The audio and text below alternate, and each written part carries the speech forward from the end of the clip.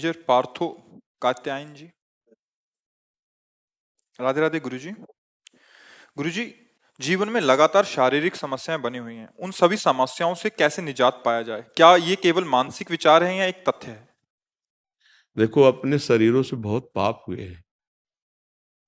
अगर ईमानदारी से सोचोगे तो ज्यादा समस्या नहीं लगेगी। ऐसे ऐसे पाप हुए हैं जिनका अभी तक कोई दंड नहीं मिला है और आपने कोई प्रायश्चित नहीं किया है। तो अगर बीज पड़ गया है खेती में तो वर्षा होते ही वो अंकुरित हो जाएगा। या तो आग लगाओ, उस बीज को भस्म करो वर्षा के पहले। अगर आग नहीं लगाई तो वो अंकुरित होगा और आपको दंड देगा या पुरस्कार देगा। जैसा बीज बम्बुल का है तो कांटा निकलेगा, जो भी जैसा हमारे कर्म है। कल हम किसी से कह रहे थे कि इसी जन्म के ईमानदारी से तुम देखो कर्म, इसी जन्म के जिनका समाज में प्रकाश नहीं हुआ और जिनका हमने कोई प्रायश्चित नहीं किया और जिनका अभी तक कोई दंड नहीं मिला। अब आप सोचो, अभी तो पूर्व के कर्मों का, जब ये जो नवीन फसल तैयार की है अभी, और ये जब आगे आएगी तो होश खराब हो जाएंगे। देखो, खेत है, इसको कर्म भूमि कहते हैं। जो कुछ करोगे आपको भोगना पड़ेगा। अब यहाँ सब भगवान को कोसने के सिवा और कुछ नहीं करते। काल ही कर्म ईश्वर मिथ्या दोष लगाए। घर गृहस्थी में ऐसे ऐसे पाप कर रहे हैं लोग। कहते हैं हम गृहस्थी में भ्रूण हत्या, गर्भ हत्या, वो कितने इतने बड़े बड़े पाप हैं जिनको आप व्यभिचार, व्यभिचार, इतने बड़े बड़े पाप, उनका तुम प्रायश्चित कुछ कर रहे हो तो उनको जला पा रहे हो? नहीं, अब वो तुम्हें जलाएंगे। फिर चाहे जहां भागते घूमो, जंतुर बंधवाते, कुछ नहीं होने वाला। हाँ, अवश्य में भोक्तव्यम कृतम कर्म शुभाशुभम। भगवान ने आदेश किया था कि कह दो अस्वस्थामा मरो। युधिष्ठिर जी ने बुद्धि लगा दी कि अस्वस्थामा मरो, नरो या कुंजर हो।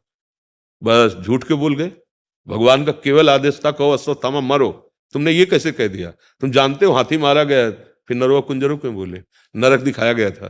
केवल इतनी बात के लिए, कुछ क्षण के लिए उन्हें नरक का दर्शन कराया गया था। हमारी आपकी दशा क्या होगी? दिन भर झूठ बोलते रहते हैं। एक पाप, कितने पाप आचरण है। मुझे लगता है कि अब मेरी समस्या का समाधान होने का समय है। भगवान का नाम जब अंदर ज्ञानाग्नि प्रकट कर देगा तो सब बीज भस्म हो जाएंगे। छोड़ो, ये शरीर तो जाएगा, आज नहीं तो कल जाएगा। हम लोग ये समझ नहीं पा रहे। जाएगा ना शरीर, पक्का ना। तो अब इसका जो विधान है उसको भोग लो और राधा राधा राधा राधा अच्छे कर्म करो। माता पिता की सेवा, समाज की सेवा, कोई बीमार है उसकी, ये कर्म तुम्हारे क्या करेंगे? उस कर्म को दबा के नष्ट कर देंगे। जैसे दुश्मन है और आप ऊपर चढ़ जाओ उसको, बच गए ना। ऐसे ही वो जो हमारे कर्म तैयार हो रहे हैं उनको हम काटें, उसके काटने के ही उपाय हैं।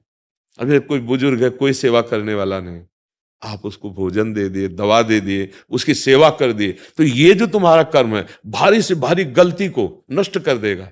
पर हम लोग तो उल्टा करते हैं, अपने बुजुर्ग माता पिता का अपमान करते हैं।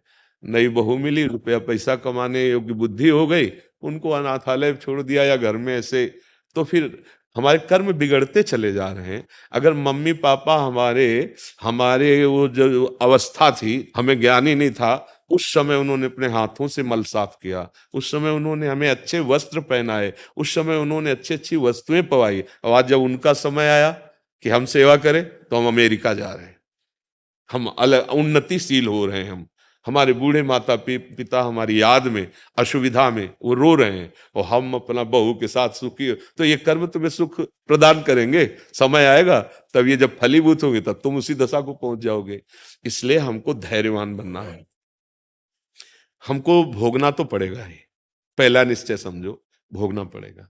क्योंकि भगवान कह रहे अवश्य में भोक्तव्यम। तो अभी के जो हमारे इस शरीर में विधान बना दिए गए हैं वो तो भोग ले, लेकिन जो गोदाम जमा है उसको भस्म कर दें। आगे जो फसल है ऐसी बोए जो हमको कष्टदायक ना हो। उसे क्रियमाण कहते हैं, उसे संचित कर्म कहते हैं, इसे प्रारब्ध भोग कहते हैं। प्रारब्ध को भोग लेते हैं, क्रियमाण अच्छे कर्म करते हैं और पूर्व संचित भगवान के आश्रय भजन से उसको हम भस्म कर देते हैं। तो मानव जीवन आनंदमय हो जाएगा।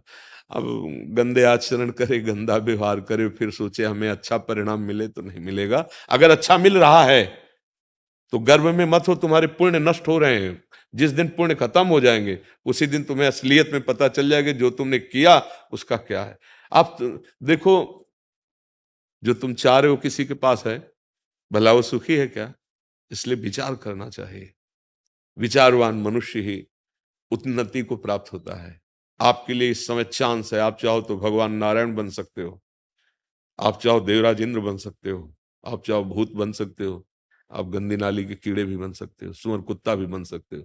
बढ़िया ऐसी जगह खड़े हो जहां जाना चाहो जा सकते हो। ये गंदा निर्णय क्यों करो, अच्छा निर्णय करो, अच्छे बनने की कोशिश करो। अब आचरण गंदे करोगे और चाहोगे अच्छा बनना तो नहीं बन पाओगे। अच्छे विचार, अच्छे आचरण वो भगवान के आश्रय से आते हैं। भगवान का नाम जप करो, सत्संग सुनो, कोई नशा न करो, सबकी सेवा की भावना रखो, धीरे धीरे ठीक हो जाएगा। मन प्रसन्न रहेगा, शरीर को भोगने की सामर्थ्य आ जाएगी और जीवन का जो परिणाम है वो अच्छा हो जाएगा। त्रिपत कौर जी, गुरुदेव आपके चरणों में कोटि कोटि प्रणाम। गुरुदेव, जैसे कि आपने कई बार सत्संग में बताया है कि भगवान के न्याय का रजिस्टर थोड़ी देर में खुलता है, पर जब हमारे साथ दुनियावी न्यायालय में भी अन्याय हो रहा हो और हम न्याय के लिए पूरी तरह से भगवान पर आश्रित हों, पर ऊपर से भगवान का रजिस्टर खुलने में देरी हो जाए, तो मन बहुत दुखी होता है। कृपया आप हमारी तरफ से लाडली जी को प्रार्थना करें कि नहीं, वो न्याय का एक रजिस्टर एक हमें जल्द। एक ये विधान बताओ, यही के तुम कानून के, यही देश के कानून का, कि अगर कोई चोरी करते हुए, व्यभिचार करते हुए पकड़ा जाता है तो उसको पहले, जो अपने छोटे अधिकार के अंतर्गत है, तो उसको प्रताड़ित किया का, उसको बंधन में किया जाता है, फिर उसको पहुंचाया जाता है, फिर उसको पॉइंट जमा किए जाते हैं, फिर न्यायाधीश न्याय करता है। मतलब ये सब करते करते वर्षों व्यतीत हो जाते हैं। और अपने को लगता है कि अगर उसने किया तत्काल वर्तमान में दंड मिले तो समाज देखे ना कि ऐसा है, पर ऐसा सिद्धांत नहीं है। ऐसे ही ये हमारे भगवान की दयालुता है, उनकी कृपालुता है, कि आपको जैसे हमसे कोई भयानक पाप हो गया, अभी आपके पास चांस है, अब आप सुधार कर सकते हो। आप उनकी कृपालुता को देखो। हम क्या करते हैं कि अपने दोस्त तो कभी देखते नहीं, हम दूसरे को देखते सोचते इसको दंड मिलना चाहिए, इसने ऐसा किया। अगर हम लौट करके वही कानून अपने ऊपर लागू करें तो क्या होगा, आपका क्या होगा? लौट कर आइए, आप अपने हृदय में आइए, तब आपको लगता है भगवान तुम कितने कृपालु हो, कि अगर आप हमको इतना लंबा समय न दिए दे होते, तुरंत हमें नरक भेज देते, तो हमारे उद्धार का कभी अवसर ही ना आता। हमारे द्वारा इतनी गलतियां हैं, ईमानदारी से देखो।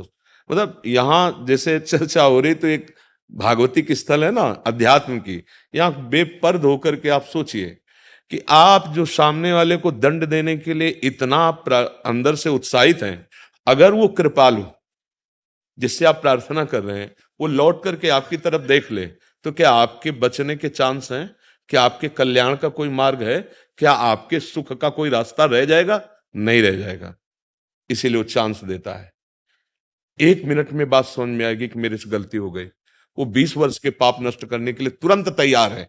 अहम तो हम सर्व पापेभ्यो मोक्षयिष्यामि। उसकी करुणा को देखो। हम अपने द्वेष को मिटाने के लिए, अपनी अहंकार की वृत्ति को पुष्ट कर कि भगवान तुरंत इसका सर्वनाश होना चाहिए, लेकिन वो भी भगवान का बच्चा है जैसे तुम भगवान के बच्चे हो। जैसे तुमसे गलतियां हो गई और अभी तक ना तुमने स्वयं प्रायश्चित किया है ना उनका दंड मिला है, ऐसे उसको भी मनाओ कि भगवान इसकी बुद्धि शुद्ध कर दे, इसको क्षमा करे और इसका मंगल हो जीव का। हम भगवान को कोसने लगते हैं कि उनको जल्दी दंड देना चाहिए। अरे नहीं नहीं नहीं, अगर वो जल्दी दंड देंगे तो हमारा सबका हाल वही हो जाएगा जो दुर्गति होनी चाहिए। बोलो, अंदर से बोलो, हमारी बात को आप काटो। क्या आपसे गलतियां ऐसी नहीं हुई? क्या अपने लोगों से गलतियां ऐसी नहीं हुई जिनको भगवान ने चुपचाप दबा के रखा है आखिरी चांस तक कि अब सुधर जा, अब सुधर जा, अब सुधर जा, मैं तेरे सारे पाप नष्ट कर दूंगा। अपचेत सुदुराचारो, तो बहुत बड़ा दुराचारी रहा, माना, लेकिन चांस है, मेरी शरण में हो जा। अब मुझे, तभी तो हम यश गाते हैं कि वो बहुत बड़े डाकू थे, फिर वो ब्रह्म ऋषि बन गए, वो बहुत बड़े वैश्यागामी थे, वो महात्मा बन गए। हम भगवान की कृपालुता को ना देख करके अगर उनसे दंड विधान मांग रहे हैं तो जरा अपने लिए भी मांग के देखें। अपने लिए तो क्षमा शब्द है, और दूसरे की अगर जरा भी गलती हो जाए तो इसको बीच बाजार में दंड मिलना चाहिए, जिससे लोग समझें। जानते हो गलती क्यों होती है? अज्ञान में होती है। वो किसी से भी हो सकती है, किसी से भी हो सकती है। अज्ञान के कारण जब हम समझते हैं कि इसमें सुख है और उसे भोगना चाहते हैं, तो सुख उसमें मिलता नहीं, तो हम भाग पड़ते हैं। इस शरीर में नहीं तो इस शरीर में, इस शरीर में नहीं तो इस शरीर में। हमसे गलती से गलती सबसे हो रही है, सबसे। भूमि परत भा ढावर पानी तिम जीवे माया लपटानी। ऊपर से बात हम बना सकते हैं, लेकिन ईमानदारी की बात अंदर से सोचो तो गलती सबसे हो रही है। और वो महान पिता सबको चांस दे रहा है। सबको जब हद हो जाती है कि अब तुम सुधरने वाले नहीं हो, तब फिर सुधार के जो नियम है वो फिर दंड विधान लागू हो जाता है। नहीं, हमारे भगवान इतने कृपालु हैं कि आखिरी हद तक क्षमा ही क्षमा करते हैं। उनकी महानता को देखो। जैसे आपका लड़का दूसरी जगह कोई अपराध कर रहा है तो दूसरा सोच सकता है कि इसको दंड मिलना चाहिए, लेकिन आप इतने वात्सल्य में इतना झुक सकते हैं। तो वात्सल्य समुद्र भगवान जो सबका पिता है, सबको बराबर प्यार करता है, तो हमें लगता है कि हम ज्यादा दंड देने पर ध्यान न दें। भगवान से प्रार्थना करें कि जो सामने गंदा आचरण कर रहा है, प्रतिकूल व्यवहार कर रहा है, भगवान उसको सद्बुद्धि दे, सत्प्रेरणा दे और उसका भी मंगल हो। जैसे वो हमको क्षमा करते हैं ऐसे उसको भी क्षमा करें। हमें लगता है अगर ये भाव हमारे अंदर आ जाएगा तो हमारा कल्याण भी हो जाएगा और हम सुखी भी हो जाएंगे और भगवान के लाडले बन जाएंगे। पर हमारी दशा गलत है। हमसे बहुत बड़ा अपराध हो जाए तो हमें बिल्कुल दंड नहीं मिलना चाहिए, सामने वाले से थोड़ी भी गलती हो जाए तो भरपूर दंड मिलना चाहिए। ऐसा कानून नहीं है, ऐसा विधान नहीं है। देखो, हमारी सरकार भी इसीलिए इतना लंबा समय देती है कि शायद कोई पॉइंट उसके पास ऐसा मिल जाए जिससे वो बच जाए। जब बिल्कुल पॉइंट पक्के मिल गए कि अपराधी है ही, तब फिर न्यायाधीश, नहीं तो बहुत तारीखें चलाता है। जरूरत क्या है तारीख की? वो तत्काल उसको फांसी पे चढ़ा दे। लेकिन नहीं, इसमें कृपालुता है, सिद्धांत की कृपालुता है कि वो एक अवसर देता है कि हर जीव से गलती हो जाए। देखो, ये तो कोई मानो ही मती कि तुमसे गलती नहीं होगी। नहीं, अभी तक के अपने रजिस्टर को देख लो आप। तो इसलिए हमें तो यही लगता है कि भगवान जैसे हमें क्षमा किए हैं ऐसे सबको क्षमा करें, जैसे हमें सद्बुद्धि दे रहे ऐसे सबको सद्बुद्धि दे, और कृपा करके भगवान सबका मंगल करें, सबको आनंद प्रदान करें। तभी हम क्या चाहते हैं? अपना आनंद चाहते हैं और दूसरों का। यही तो बुद्धि बिगड़ती चली जा रही है। नहीं, हम अपने शरीर सुख के लिए दूसरे के शरीरों को आग लगा रहे हैं, भूंज रहे हैं, काट रहे हैं, खा रहे हैं, जिसे आप मांस भक्षण कहते हो। कैसे कैसे अब कैसे कैसे तुम्हारी बुद्धि। तो इसलिए भगवान सबका मंगल करे। हाँ, ये जरूर है कि हमारी चेष्टा ऐसी होनी चाहिए कि हम गलत ना करें और गलत करने का अवसर भी ना दें। अगर कोई गलत कर रहा है तो हमारा कानून है, देश में विधान बना हुआ है, संविधान बने हैं, आप उसके द्वारा उसके दंड विधान के लिए प्रार्थना कीजिए, जो रिपोर्ट कीजिए। पर हम अंदर से यही चाहेंगे कि हमारी जैसे गलती भगवान क्षमा करते हैं, हमें सद्बुद्धि देते हैं, ऐसे दूसरे को भी दें। क्योंकि गलतियां होती ही अज्ञान से हैं। चाहे जितने आप बुद्धिमान बनते हो, जब भोगाकर्षण होगा तो तुम्हारी बुद्धि का अपहरण हो जाएगा और वो गलती हो जाएगी। अगर समाज में प्रकाशित हो जाए तो लोग कहेंगे ऐसा है ये आदमी, लेकिन भगवान ने उसे गुप्त कर दिया। क्यों? अभी चांस दे रहे हैं, निकल चलो। अगर चाहो तुम तो निकल सकते हो तुम। पर हम लोग उसको अपनी चतुराई समझ लेते हैं, भगवान की करुणा न मानकर फिर वो गिरते चले जाते, पतित हो जाते हैं। किसका प्रश्न था? हाँ बच्चा, अगर आपको समझ में आ गया हो तो। कीर्ति शर्मा जी। महाराज जी, श्री हरिवंश। महाराज जी, आपने नाम महिमा के सत्संग में कहा था कि मंत्र जप में विश्वास और श्रद्धा की आवश्यकता होती है, लेकिन नाम जप किसी भी भाव से कर सकते हैं। महाराज जी, मंत्र जप में विश्वास का अर्थ समझ नहीं आया, आप स्पष्ट कर दीजिए। अब मंत्र जप अधिक करें या नाम जप? हाँ, जैसे मंत्र गुरु मंत्र मिला है तो उसमें श्रद्धा ऐसी कि अगर भगवान भी आकर के कहें कि इसके जपने से कुछ नहीं होगा, तो हमें भगवान की भी बात नहीं माननी। इसके उदाहरण में पूज्यपाद सिउड़िया बाबा जी एक बहुत बड़े महान संत हुए हैं। तो एक सीधा भोला भाला आदमी, एक ब्राह्मण उड़ीसा के थे, उनसे मंत्र लेने के लिए गया। अब वो देवी के उपासक थे, तो वो पीते भी, अच्छा वो सीधा आदमी जानता नहीं था कि, तो गया और चरण पकड़े और बोले, गुरुदेव मुझे माता की भक्ति के लिए मंत्र दे दीजिए। तो उन्होंने काली का मंत्र तो दिया, पर नशे में होने के कारण अशुद्ध उच्चारण किया, अशुद्ध मंत्र था। अब वो तो अपने भाव से था कि गुरु साक्षात परब्रह्म, और उनके जो मंत्र है वो सिद्ध वस्तु। अब एकांत में जाकर के गुरु प्रदत्त मंत्र का बड़े भाव से और विश्वास पूर्वक जप करने लगा। 1 वर्ष व्यतीत हुए सो मां भद्रकाली प्रकट हो गई और कहा, बेटा तू सच्चा भगत है, वो पाखंडी है जिसने तुझे मंत्र दिया, वो शराब पिए था, मंत्र अशुद्ध था, इसलिए मैं तुम्हें स्वयं अपना शुद्ध मंत्र प्रदान करती हूं, क्योंकि तुम सच्चे हो। तो विश्वास की जिसे कहते हैं उसे सुनो। उसने कहा, मां पहली बात तो आप हमारी आराध्य देव हैं, आप गुरुदेव के प्रति ऐसी बात क्यों बोल दी? यदि मेरे गुरुदेव झूठे हैं, उनका मंत्र झूठा है, तो आप सामने कैसे आ गए? इसका मतलब है कि आप हमारे गुरुदेव पर अश्रद्धा का शब्द नहीं बोल सकती। अगर गुरुदेव का मंत्र झूठा होता तो आप सामने कैसे आ गई? नहीं मां, आप हमारी ऐसी परीक्षा न ले, मेरे गुरुदेव भगवान है और उनका दिया हुआ मंत्र परम सिद्ध। तो काली जी ने कहा कि आज से जो गुरुदेव ने तुम्हारे मंत्र, उसी से मैं सिद्ध होऊंगी। ये मंत्र पर अविश्वास नहीं, चाहे इष्ट देव ही क्यों न कह दे। अच्छा, नाम में क्या है? नाम में तारण शक्ति विशेष है।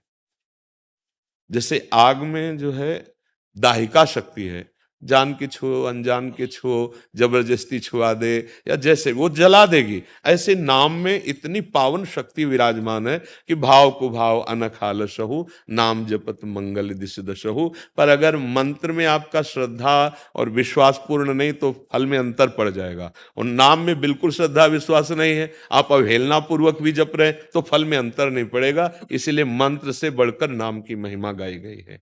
समझ में आ रहा है जी? बीनू राजपूत जी। राधा वल्लभ श्री हरिवंश महाराज जी, दंडवत प्रणाम। गुरुदेव, आपको आत्मा से अपना आध्यात्मिक गुरु मानती हूँ। लगभग 20 वर्षों से साधना के देखो, बाद आत्मा से क्यों, अभी बच्चे हो इसलिए, आत्मा ही तो गुरु है। आत्मा से गुरु मानते हैं, उसका आप कहना नहीं जान रहे। आप कहना चाहते कि हम हृदय से आपको गुरु मानते हैं, क्योंकि आत्मा ही तो हमारा स्वरूप है, आत्मा ही तो गुरु है। आत्मा दो थोड़ी होती है। मैं आत्मा से आपको गुरु मानता हूं, ये विनोद वाली बात है। आत्मा ही गुरु है, आत्मा गुरुदेव है और वो एक है। वो लाखों घड़े में जैसे लाखों सूर्य दिखाई देते हैं, पर सूर्य एक ही होता है, ऐसे ये सब घड़े हैं, आत्म तत्व उनमें एक ही है। आप शायद ऐसा कहना चाहते कि मैं हृदय से आपको गुरु मानती हूँ। आगे। गुरुदेव, आपको हृदय से अपना आध्यात्मिक गुरु मानती हूँ। लगभग 20 वर्षों से साधना के मार्ग पर हूँ।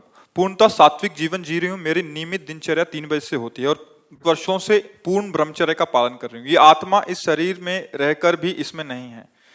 मैं नाम जप के साथ साथ नाम में ही ध्यान साधना करती हूँ। पिछले कुछ समय से ध्यान में किसका हमेशा है, आपके किसका साथ है? और श्री जी के चरणों के दर्शन होते हैं। हाँ, तो देखो, हमारी प्रार्थना है कि अभी शब्दों में त्रुटि, क्योंकि अपने अध्यात्म मार्ग के पथिक है ना, तो शब्द पर ही पूरा चिंतन होता है।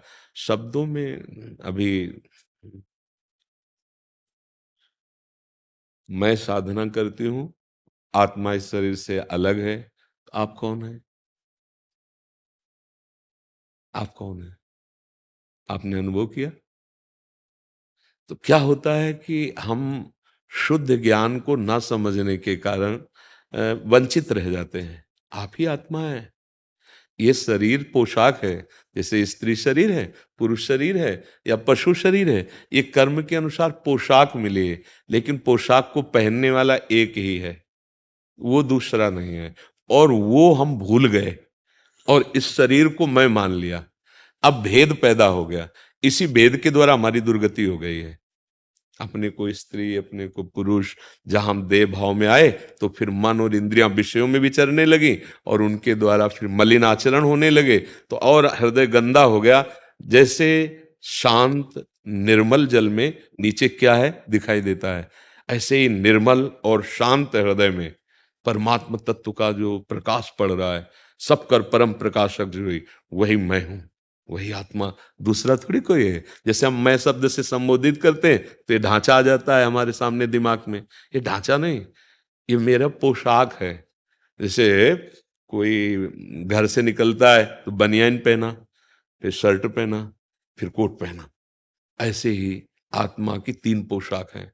ये स्थूल शरीर कोट, सूक्ष्म शरीर शर्ट, कारण शरीर बनियान। नौ कारण शरीर है, नौ सूक्ष्म शरीर है, नौ स्थूल शरीर है। वो इन शरीरों का दृष्टा है, जानने वाला है। अब बात है, अब हम उस स्वरूप को जिसको भूल चुके हैं, जिसे हम ज्ञानी जन आत्मा कहते हैं, भक्त जन भगवान कहते हैं, योगी जन परमात्मा कहते हैं, भाव के अनुसार वो एक ही है, दूसरा नहीं। अब हम भूल गए तो अब इस शरीर को हम मैं मान लिए, मन बुद्धि को तदात्म भाव से मान लिए, कारण शरीर स्वभाव हम अपना मान लिए। अब हमको पूरे के पूरे प्रपंच को समर्पित करना होगा। छोड़ना तो बड़ा कठिन है, बातें बनाना अलग बात है, इस ईमानदारी से इस शरीर का राग छोड़ना बहुत कठिन है। समर्पण करने में कोई परेशानी नहीं होती, बात दोनों में बनती है। तो हम तन वांग मनोभिर अमलई सोहम तवै वाश्रिता, हे प्रभु, हे हरि, हे गुरुदेव, जो भी आपका भाव बनता हो, ये शरीर, ये मन, ये वाणी, ये चेष्टा आपके चरणों में समर्पित है। जो आपकी क्रियाएं हो रही वो भगवद अर्पित हो, और अंदर ही अंदर भगवत भाव लेकर जिससे भी व्यवहार कर रहे हो, पति है, पत्नी है, पुत्र है, या राजपद है, समाज की सेवा, सब में मेरे भगवान विराजमान है, ऐसी भावना, अभी आप शरीर राग से मुक्त हो जाएंगे। जब हम स्वसुख भोगने की लालसा से कुछ भी करते हैं तो शरीर राग पुष्ट होता है, और जब हम दूसरे को सुख देने की भावना करते हैं तो शरीर राग नष्ट होता है। ये सिद्धांत है। शरीर का राग त्याग पाना बहुत कठिन होता है। घर छोड़ दिया, परिवार छोड़ दिया, लेकिन इसका मोह नहीं जाता है। इसका मोह तभी जाता है जब इसके द्वारा दूसरों को सुख देने वाली क्रियाएं होने लगेंगी, इसके द्वारा सुख भोगने की लालसा नष्ट हो जाएगी, उसी समय राग रहित हो जाएगा, जिसे कहा जाता है वैराग्य। हम वैराग्य का मतलब समझते हैं कपड़ा बदल लिए, घर छोड़ दिए तो वैराग्य हो गया, ये कोई खास बात नहीं है, क्योंकि जो ये घर है इस पे राग तो है ही ना। तो अब इसको लिए ही डोलोगे चाहे जहां चले जाओ, तो इसका राग छूट जाए और आप पैंट शर्ट में घर गृहस्थी में रहते हुए महात्मा है, इसका राग छूट जाए। और इसका राग तभी छूटता है जो दूसरों की सेवा में इस शरीर को अर्पित करता है। परिवार भी भगवान का स्वरूप है, समाज भी भगवान का स्वरूप है। जिह्वा से नाम जप करो, शरीर से सारी चेष्टाएं दूसरों के सुख के लिए करो, अभी अभी बोध हो जाएगा। हम फंसे तो इसी में है, सुख वांछा में। जहां दूसरों को सुख देने की बात आ गई वहीं हम मुक्त हो जाते हैं, जहां सुख भोगने की बात आ गई वहीं हम बंध जाते हैं। तो ऐसा है, नाम जप करते रहो आप। अंश का मतलब जैसे गंगा जल एक चम्मच में ले तो गंगा जल, एक लोटा में ले तो गंगा जल, टैंकर में भरे तो गंगा जल। तो हम भगवान के अंश हैं, मतलब पूर्ण के अंश हैं, पूर्ण ही हैं। हमें कोई चाह नहीं है, पर शरीर अपूर्ण है, इस पे ममता करने के कारण चाह पैदा हो गई। चाह मिटा दे सो महात्मा, और चाह में फंस गया वही दुरात्मा। वो कोई स्त्री पुरुष नहीं है, ये खेल चल रहा है भगवान का, ये पोशाक है। आप संतुष्ट है ना? आपको कोई इस प्रश्न पे संशय तो नहीं? थोड़े टाइम से जब भी मैं ध्यान करती हूँ, हमेशा आप और श्री के चरण दिखाई देते हैं। वो जो ऊर्जा है, वो ऊर्जा का प्रभाव मुझसे सहन नहीं होता। हाँ, वो तो आप क्या बड़े बड़े उससे सहन नहीं होता, चिल्ला चिल्ला के हम भी रो पड़ते हैं। वो तो ऐसा है, जैसे जैसे वो तो आचार्य कृपा गुरु कृपा ना हो तो ये देखो दिल बहुत छोटा है। जैसे सीपी में समुद्र नहीं आ सकता है, ऐसे ही आनंद समुद्र का जो उल्लास पैदा होता है ना, तो बिना रोए वो उसकी शांति नहीं होती। जैसे गैस बन जाए तो डकार आती है ना, ऐसे ही आनंद उमगन जब अपने प्रभु की होती है तो फिर रोने का मन होता है। रुदुषस्वरम राजन कृष्ण। तो गुरु प्रीति या आराध्य देव की प्रीति में ये जो स्थिति आती है तो बड़ा मंगलमय है, और ये जितना हमारे अंदर बढ़ती रहे उतना ही हमारा अहोभाग्य है, सौभाग्य है। हाँ, वो तो अच्छे अच्छे नहीं सहन कर पाते। अरे आनंद समुद्र है भाई, सीप में कई समुद्र समा पाएगा। हमारा दिल तो सांसारिक लाभ में, सांसारिक हानि में नहीं झेल पाता, फिर वो तो परमानंद भगवत स्वरूप। तो अगर वो कहीं तो सामर्थ्य भी वही देते हैं, पर क्षमता नहीं। मतलब अगर प्रभु कृपा न करे तो क्षमता नहीं है कि वो उस आनंद को झेल सके। परम ज्ञानी जब श्री सुखदेव जी महाराज श्री कृष्ण की रूप माधुरी सुनते हैं ना, तो विकल हो जाते हैं। जो जन्म से वैरागी हैं, परम ज्ञानी जनक जी महाराज जब राम जी के रूप को देखते हैं ना, विकल हो जाते हैं। कह रहे बरबस ब्रह्म सुखई मन त्यागा। अपने तो जीव हैं, वो तो ज्ञान समुद्र हैं, तो इसलिए ये तो स्वाभाविक ही है। और पर हरि सामर्थ्य देते हैं, गुरु सामर्थ्य देते हैं, नहीं तो आनंद को सह पाना बड़ा कठिन होता है। हम चाहते हैं कि हमारे समाज अध्यात्म मार्ग में आगे बढ़े। आप जैसे सद्भाग्य वाले जिनका अध्यात्म में प्रवेश है, अगर ये बढ़े ना, तो अब देखो, एक गृहिणी बन करके संसार में रहना, एक बस उतना जीवन नष्ट कर देना, और एक अध्यात्म का पथिक होके, तो हमें बहुत, इसीलिए हम बार बार आपसे कि आप संतुष्ट है ना, क्योंकि अध्यात्म मार्ग का पथिक अगर एक हो गया तो मोहल्ला, पड़ोस, घर, बच्चे, परिवार, सब में चैतन्यता आ सकती है, सब में दिव्यता आ सकती है, दैवी सद्गुण आ सकते हैं। इसलिए हम प्रणाम करते हैं। सदैव आगे आगे ही बढ़ते रहिए, जीवन का लक्ष्य यही है। नाम जप करो, नाम जप। नाम जप से कुछ ऐसा नहीं जो ना प्राप्त हो जाए। गुरुदेव प्रदत्त नाम या जो नाम प्रिय हो, खूब नाम जप करो। नाम में वही सामर्थ्य विराजमान है जो सब शास्त्रों में विराजमान, जो भगवान में विराज। कबीरदास जी ने कहा, गुरु ने मुझे दीनी एक जड़ी, जिसके सूंघते ही माया जड़ से मरी। अबाध जो भक्ति है, अहेतुकी जो भक्ति है, निर्भर जो भक्ति है, वो भगवान के भजन से प्राप्त होती है, केवल बातों से तो प्राप्त होती नहीं। तो राम कृष्ण हरि जो नाम आपको मिलाओ, खूब प्रियता पूर्वक उसे जपो। फिर देखो, अहंकार का समर्पित हो जाना ही भक्ति कहा जाता है। जब तक अहंकार है ना, तब तक बात नहीं बनती। ये देहाभिमानी जीव बातें तो भले ज्ञान की करे, पर स्थिति नहीं रहती। इसलिए नाम जप करो और ये अहम भगवान के दासत्व में बदल जाए, चरणों में समर्पित हो जाए, तो मंगल हो जाए। समझ पा रहे हैं आप जी? क्या सेवा करें? आशीर्वाद, बस भक्ति बढ़े। मन का कार्य है संसार की तरफ चिंतन बनाना। बार बार बार बार कोई वस्तु, कोई व्यक्ति, कोई स्थान, कोई विषय जो अनुकूल है तो रागात्मक, प्रतिकूल है तो द्वेषात्मक। जैसे बिजली दो तारों पे चलते ना, ऐसे ही राग और द्वेष दोनों से चलता है मन, रागात्मक या द्वेषात्मक। यदि हम गुरु कृपा से इसको उन दोनों से बचाकर नाम में लगा दें, तो इसी जन्म में भगवत प्रेम प्राप्त हो जाए, भगवत प्राप्ति हो जाए। बार बार मन को हटा करके गुरु प्रदत्त नाम मंत्र में लगाने से बहुत जल्दी हृदय के विकार क्षीण हो जाते हैं और भगवद आनंद का अनुभव। जब तक काम क्रोध आदि का प्रभाव रहता है, तब तक हृदय में भगवदानंद की अनुभूति नहीं होती। जो ऐसा कुछ अच्छा सा लगता है ना, वो आनंद कोश होता है अंदर, माया जनित। तो उस आनंद कोश से है, वो आनंद स्रोत से नहीं है। जैसे अन्न में कोश, प्राण में, मनो में, आनंद में। हाँ, ये जो आनंद स्रोत है, ये जब कोई चाह नहीं रह जाती तब उदय होता है। जाहि न चाहे कबहु कछु, तुम सन सहज सने, बसहु निरंतर तासुर शोर और निधि के। तो ये विकारात्मक जो मन का संसार के भोगों में जाना है, इसे रोकना बहुत कठिन है। इसे केवल रोक सकता है तो नाम रोक सकता है। जितना नाम जप करेंगे, जितना नाम, चाहे मन लगे ना लगे, सुख मिले ना मिले, भाव बने ना बने, नाम की ऐसी महिमा है कि यदि वो हम निरंतर जपने का अभ्यास करें तो बहुत जल्दी भगवत प्राप्ति हो जाए, बहुत जल्दी विकार शांत हो जाए और भगवान की कृपा का अनुभव हो जाए। नेहा त्रिपाठी जी, पूना से। श्री हरिवंश। महाराज जी राधे राधे, आपके चरणों में कोटि कोटि प्रणाम। महाराज जी, मैं बचपन से ही शिव भक्ति में लीन थी, परंतु पिछले 1.5 वर्ष से कृष्ण, राधा जी एवं आप मिले। आपको लगभग 1.5 वर्ष से सुन रही हूँ और ये ज्ञान प्राप्त हुआ कि शिव जी ने मुझे कृष्ण जी और आपके पास भेजा है। महाराज जी, यूट्यूब पे आपको कहते सुना है कि एक बार जब भगवान बहुत अधिक कृपा करते हैं तो भयंकर रोग व संबंधियों को दूर कर देते हैं।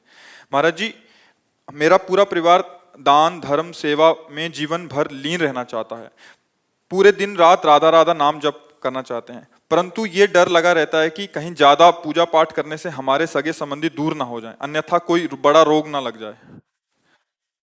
अभी बात समझ में नहीं आई ना। शास्त्र के जो वाक्य हैं, जैसे धन को तिजोरी में रखा जाता है बहुत सुव्यवस्थित, ऐसे ही जो परमार्थ की वस्तु होती है, शब्द सामने दिखाई दे रहा है लेकिन उसका अर्थ वो नहीं है, उसका भाव नहीं है। जैसे भगवान ने युधिष्ठिर जी से कहा, जिस पर मैं कृपा करता हूं उसका सर्वनाश कर देता हूं। कितना कड़ुआ लग रहा है नहीं, कि ऐसी कृपा क्या महाराज आप सर्वनाश कर दो। सर्वनाश दुखों का समझना है इसको। जिस पर मैं कृपा करता हूं उसका सर्वनाश कर देता हूं। किसका? दुखों का, संकटों का, अज्ञान का, जन्म मरण का, पापों का। अहम तो हम स्वर पापेभ्यो मोक्षयिष्यामि। भला मंगल भवन भगवान किसी के मंगल का नाश कर सकते हैं? जैसे नहीं, माता में जो वात्सल्य है, पूरे विश्व की माताओं के, पशु पक्षी जितनी भी, वो हमारे भगवान के एक अंश से है। ऐसे वात्सल्य समुद्र भगवान अपने भक्त का कहीं नाश कर दे? आज तक कोई उदाहरण हो तो हमें बताइए। जो पूतना स्तनों में जहर लगा के भगवान को मारने जा रही, उसे वो गति दे रहे हैं जो मैया यशोदा को मिलती। भला वो भगवान अपने भक्त का अमंगल कर सकते हैं? जैसे भगवान सूर्य से कहा जाए कि तुम्हारी ताकत हो तो अंधकार करके दिखाओ, तो नहीं ताकत है, क्योंकि जब तक वो रहेंगे अंधकार नहीं होगा। ऐसे ही भगवान से कहा जाए तुम्हारी ताकत हो तो अमंगल करके दिखाओ, तो भगवान को ताकत नहीं कि वो अमंगल कर सके, क्योंकि वो मंगल भवन है। तो भगवान अपने जनों से प्यार करके जो बात कर रहे हैं, वो समझ ठीक ना होने के कारण है। अपने जनों का अमंगल नाश कर देते हैं, दुख नाश कर देते हैं, विपत्ति नाश कर देते हैं। भला कौन सी ऐसी विपत्ति है जो भक्त को दुखदाई लगी हो?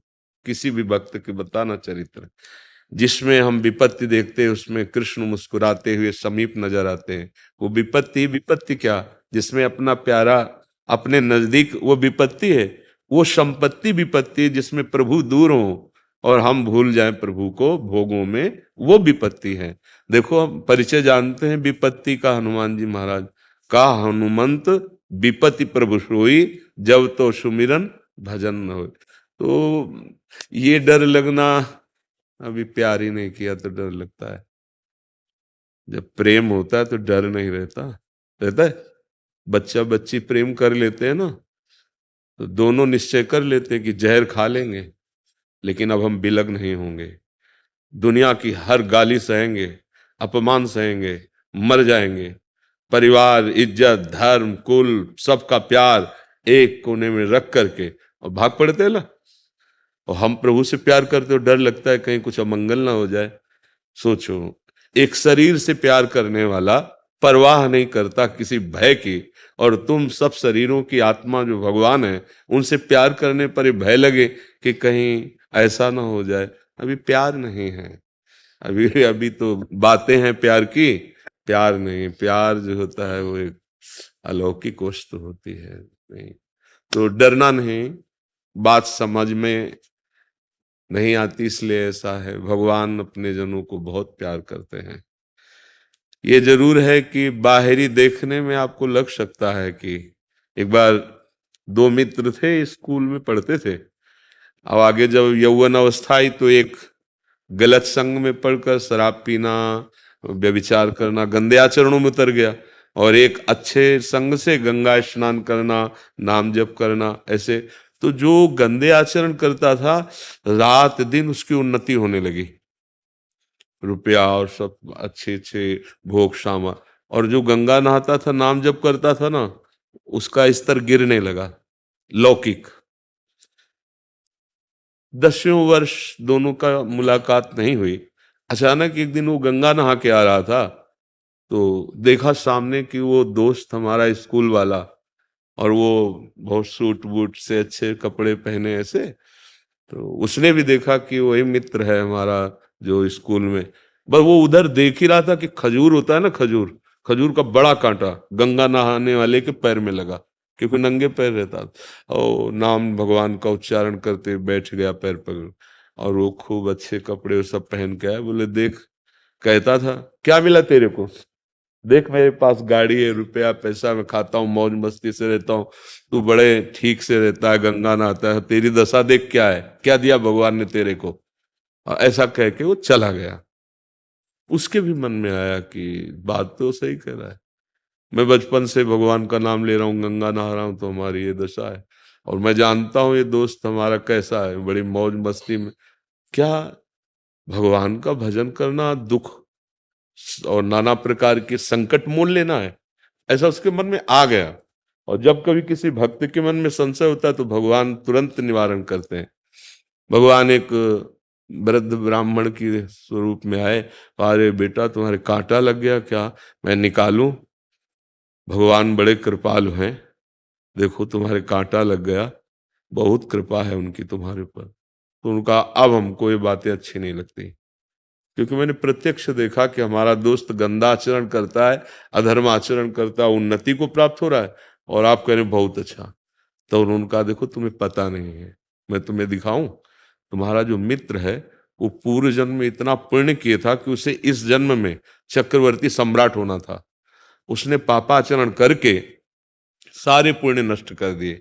अब उसका थोड़ा पुण्य रह गया और भोग ले, इसके बाद पीछे का पाप और अभी का पाप जब मिलेगा ना तो इसका सर्वनाश हो जाएगा, किसी काम का नहीं रहेगा। और तुम्हारा सूली की सजा थी तो खजूर के कांटे से निकल गई, तुम्हारे सारे पाप नष्ट होने जा रहे हैं क्योंकि तुम धर्म से चलते रहो। अभी जहां तुम्हारे पूरे पाप नष्ट हुए और ये पुण्य और वो पुण्य मिला, तो लोक परलोक सब जगह तुम आनंदित हो। उसको जो अंदर संशय आया था उसकी निवृत्ति हो गई। कभी ऐसा नहीं हो सकता। सत्य मार्ग में चलने वाला थोड़ा सा आपको दुखी दिखाई दे सकता है, जैसे धर्मराज युधिष्ठिर, बहुत अभिमान में है दुर्योधन, 12 वर्ष का वनवास, 1 वर्ष का अज्ञातवास, ऐसे पवित्र भगवान के महाभागवत जो देवताओं से प्रकट हुए हैं, उनको कष्ट पर सिंहासन पर कौन बैठा, अंत में वही बैठे और विनाश हो गया कौरवों का। तो हम ये बात समझ नहीं पाते हैं कि शास्त्र क्या कह रहा है। भगवान जो कहते हैं मैं जिस पर कृपा करता हूं उसका सर्वनाश कर देता हूं, सर्वनाश करने का तात्पर्य है उसके दुखों का। और भी लिखा है बंधु विच्छेदम, मैं परिवार से संबंध रहित कर देता हूं, क्योंकि वही भगवत प्राप्ति में जो बाधा होती है, जननी जनक बंधु सुतदारा, तन धन धाम श्रद्ध परिवारा, तो सबकी ममता ताग बटोरी, मम पद मन ही बांध बरडोरी, वो हम नहीं कर पाते तो भगवान कर देते हैं। क्या होता है, तो परिवार सब छोड़ के चला जाता है? नहीं, वो परिवार के हर सदस्य को बहुत प्यार करने लगता है, क्योंकि उसको अब ये ज्ञान हो गया सब में भगवान है। भावना समझने के कारण फिर लगेगा कि देखो ये तो बड़ी विपरीत स्थिति है, और मैं जिस पर कृपा करता हूं उसको धन रहित कर देता हूं, धन रहित। अब घबरा जाओगे ना कि रुपया पैसा नहीं, धन का अभिमान नहीं होता। अगर ये बात होती धन रहित, तो चक्रवर्ती सम्राट अम्बरीश जी है ना, खजाना है ना उनके पास, और भगवान के महान भक्त है ना, तो फिर बात कैसे सच्ची कैसे समझ में आएगी। वैसे अगर ये हो कि मैं जिस पर कृपा करता हूं उसका धन हटा लेता हूं, तो सुदामा जी को सुदामापुरी फिर क्यों बना के दी? वैसे ही खाने की व्यवस्था नहीं, क्योंकि इसका मतलब रहस्य समझना है। धन का अभिमान नष्ट कर, जो धन का अभिमान जीव को गिराने वाला है, पतित करने वाला है, उसे भगवान हटा देते हैं। भगवत वाक्यों को समझने के लिए हृदय में पवित्रता चाहिए, भक्ति चाहिए, तब हम समझ पाते हैं। तो ऐसा डरो मत कि हम अगर अधिक भजन करेंगे तो ऐसा। अब असाध्य रोग का जैसा विषय है कि जैसे हमारा पूरा रजिस्टर है, अब खत्म है, हमारा आखिरी जन्म है, दैन संसार से खत्म। अब जितना हिसाब है फटाफट, तो जैसे 100 थप्पड़ लगाने, तो तो एक थप्पड़ लगवा दिया, 99 माफ कर दी, आगे बढ़े, मतलब फटाफट फटाफट वो पूरा, क्योंकि हिसाब खत्म होना है ना, तो उसको लगता है यार पग पग पे दुख मिलता चला जा रहा है, क्योंकि अब वो महासुख की यात्रा में जा रहा है, अब उसको दुख का लेस भी नहीं मिलेगा। अच्छा, यहाँ कितने ऐसे पापात्मा जीव देखे जाते हैं, मौज मस्ती पूरी जिंदगी के, जुकाम भी नहीं हुआ चले गए, तो ऐसा थोड़ी कोई परम पद में प्राप्त हो गए, बार बार जन्म मरण चक्र चलना है। इसलिए विधान को समझना होता है। जैसे ये होता है कि फिर भजन का क्या फल है कि आप कष्ट हो, अगर आप दुखी हो तो भजन इसीलिए तो किया गया था कि दुख ना हो, तो दुखी नहीं है, हम परम सुखी हैं। तुम बाहर की बात देखते हो, बाहर से कार से तुम उतर रहे हो, एसी रूम में रहते हो, अंदर से तुम काम क्रोध से जल रहे हो, क्या सुखी हो तुम? क्या तुम स्वस्थ हो? क्या तुम आनंदित हो? नहीं, कोई विकार हृदय में नहीं है, बस एक ही लालसा है, कब शरीर छूटे अपने प्रभु से मिले। क्या परेशानी? इस सब संसार प्रवाह में नहीं आना है, खत्म। आप जैसा विधान करेंगे उसमें मैं राजी रहूंगा और आपको प्यार करूंगा और आपको प्राप्त करूंगा। ये अलग भाव है, ये अध्यात्म मार्ग है, संसारिक मार्ग नहीं है कि हे भगवान हमारा बुखार ठीक कर दो, हमारा रोग क्यों ठीक करो। नहीं नहीं, हमारे कर्म का कोई फल है, आप भुगवाइए, पर मेरे को सामर्थ्य दीजिए कि मैं आपको भूलूं नहीं और इसे सह जाऊं। तो भगवान की बहुत कृपा है, अनंत जन्मों के पापों को क्षण में नष्ट कर रहे हैं, उनकी बहुत कृपा है। हमें ये विपरीत नहीं सोचना कि हम राधा राधा बहुत जपेंगे तो गड़बड़ हो जाएगा, नहीं नहीं, पूरा जीवन हो गया। कष्ट शब्द जिसे तुम समझते हो वो तुम्हारी समझ ठीक नहीं है। मन का सुखी होना सुख है। आप देखो ना, आपके पास सब कुछ है, मन दुखी है, तो आप भला सुखी हो क्या? और मन आनंदित है, दुख सुख मन का। अभी यहां से मन का संपर्क हटवा दिया जाए और यहां खूब आप ऐसे करो, कुछ नहीं लगेगा, क्योंकि दुख मन को हो रहा है ना। अच्छा, मन भगवान के आनंद में है। अब वो शरीर में कष्ट हो तो क्या फर्क पड़ता है, शरीर स्वस्थ है, मन विषयों में जल रहा है, तो क्या फायदा है। बस ये थोड़ा समझ गलत है, इसलिए ऐसा। किसका प्रश्न था, तो आप समझ पा रहे? जी बिल्कुल। जी।